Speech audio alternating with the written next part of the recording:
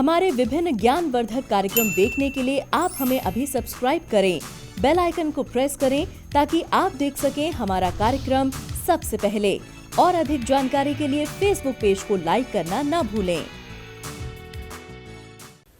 जय माँ इंद्राक्षी। इंद्राक्षी धाम में दर्शकों आप सभी का हम हार्दिक स्वागत करते हैं। आज के दिन जिन जातकों का जन्म दिवस है, मैरिज एनिवर्सरी है, उन सभी को हमारी तरफ से बहुत बहुत शुभकामनाएं। आज तृतीय नवरात्र है।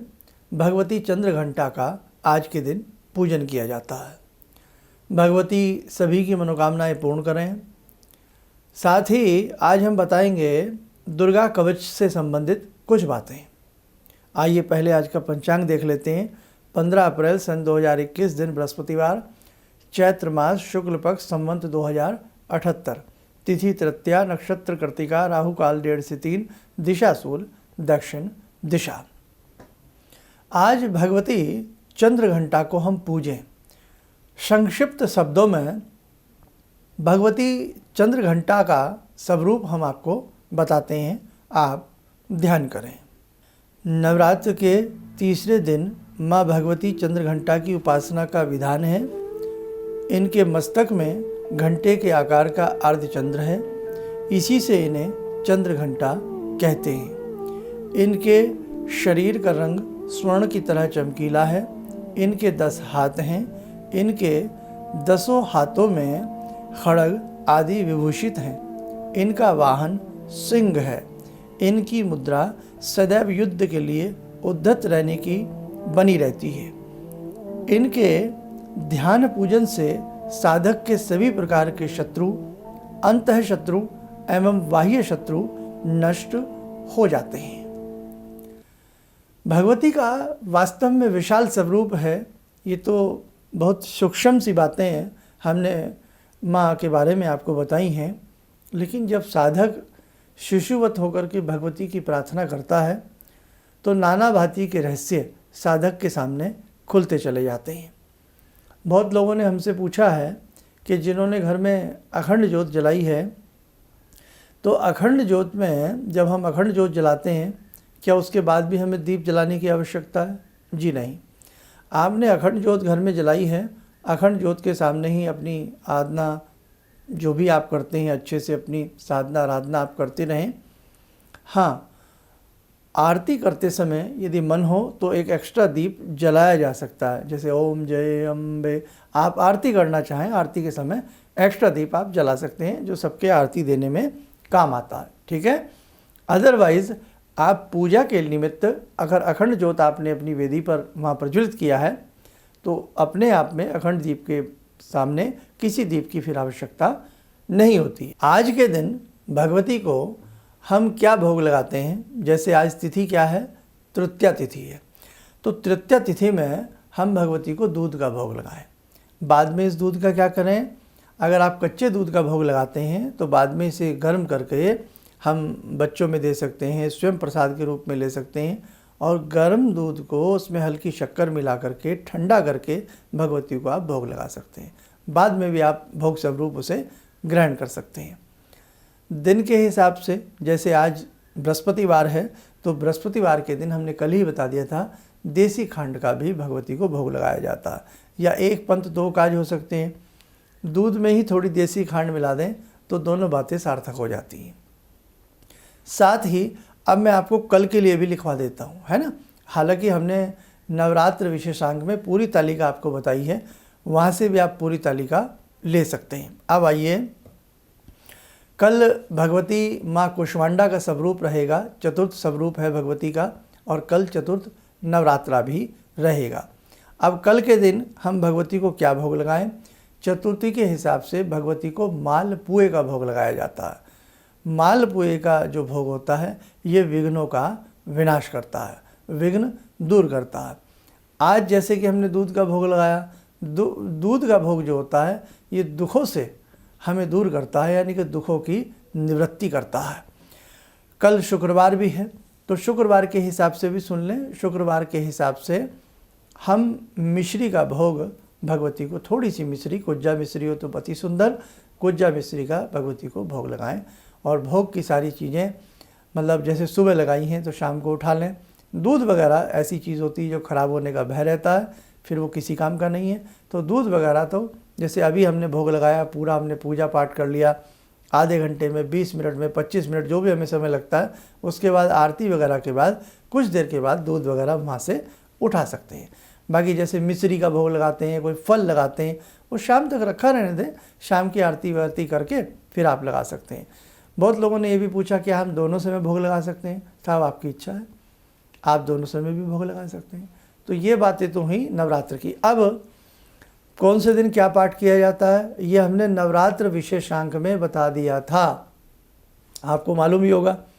जैसे पहले दिन पहला पाठ किया जाता है, जो दुर्गा सप्तशती के 13 अध्याय हैं। पहले दिन पहला अध्याय पढ़ेंगे, बाकी ऊपर नीचे की जो भी उसमें हमने बातें बताई थी वो सारा किया जाता है, कवच आदि। दूसरे दिन दूसरा और तीसरा अध्याय पढ़ा जाता है, और आज जैसे कि तीसरा दिन है, तीसरे दिन हम चौथा अध्याय पढ़ते हैं। और चौथे दिन जो होता है कल, यानी कि चौथे दिन जो हम अध्याय पढ़ेंगे वो 5वां, 6वां, 7वां और 8वां अध्याय हम पढ़ते हैं। ठीक है, बाकी फिर हम आपको ऐसे ही गाइड करते रहेंगे। नहीं तो नवरात्र विशेषांक हमारा देख लीजिए, और भी उसमें सारी बातें मिल जाएंगी। अब हम बात करते हैं अपने सभी साधकों से कवच के बारे में।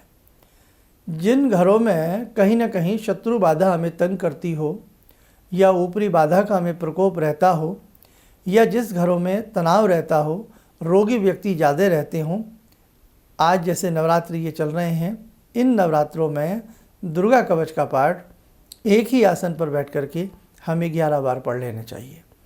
सामने थोड़ा जल रख लें, गंगा जल उसमें थोड़ा सा मिला लें, और उसमें थोड़े से कुशा के तरण डाल लें, कुशा डाल लें थोड़ी सी।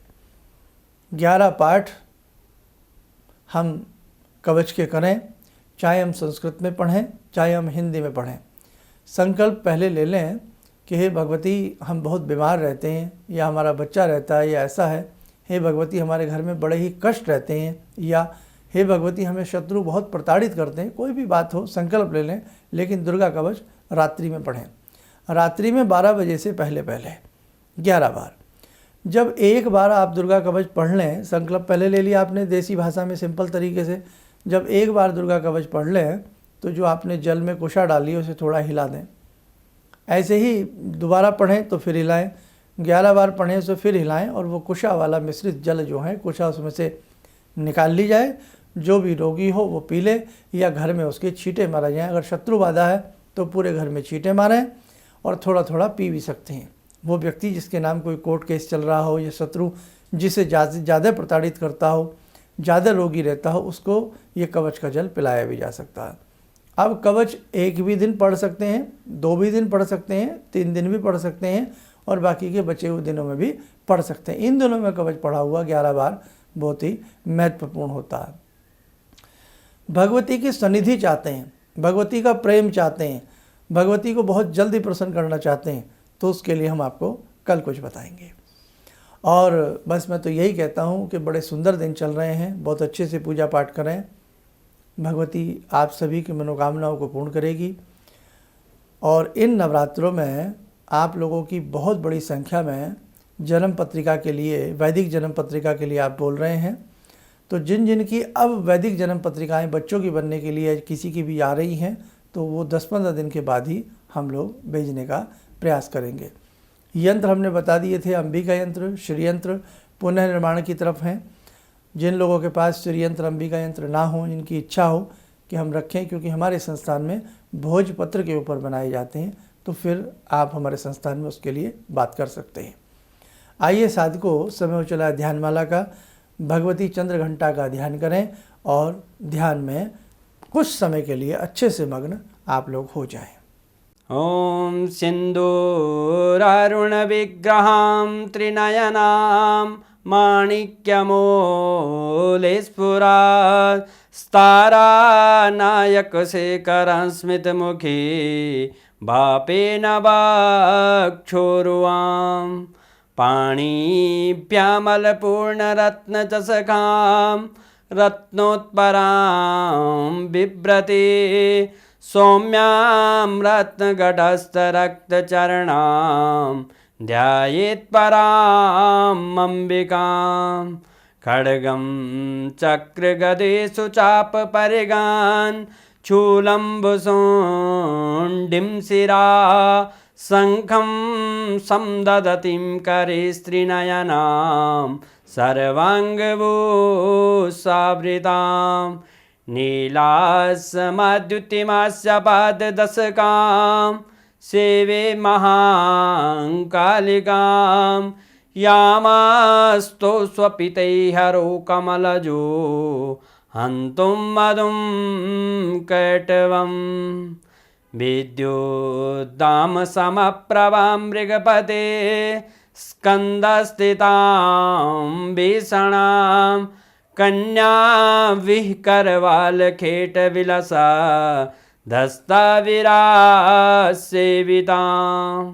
हस्तैश्चक्रगदाशिखेटविशिखां चापं गुणं तर्जनीं विप्राणामलिलात्मिकां शशिधरां दुर्गां त्रिनेत्रां भजे। कवच बना लें, ध्यान करें, भगवती का आशीर्वाद हम सबके ऊपर बरस रहा है।